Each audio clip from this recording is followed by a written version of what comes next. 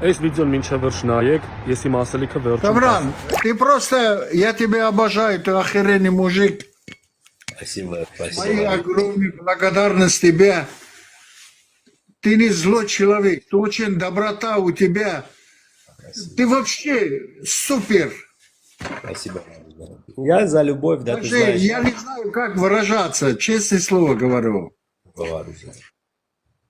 Ты вообще золотой человек. Вот это мое мнение тебе, Азизжан. Спасибо. И Как все бы- армяне, мне кажется, я не в Армении живу, все армяне любят тебя, я так думаю. Спасибо, Варужан. Это ты как армянин говоришь.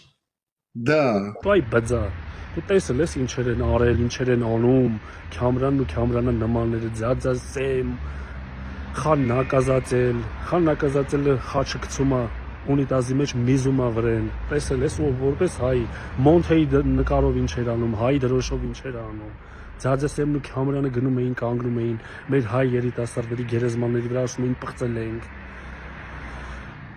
Դիակների վրա կանգնում ծիծաղում էին։ Այդպես աղբերները դառան, բա դու մեզանից ո՞ր մեկիս է իր հարցը, դու այդ իրավունք ունես հայերի անունից այսքան բանը խոսես։ Տեսա ռուսկա նոչդ վրա էլ ղժած, քո վրա էլ մեր վրա էլ։ Ոնց կարելի է 60-70 տարեկան ապրել այդքան կյանք ու ունել բույս։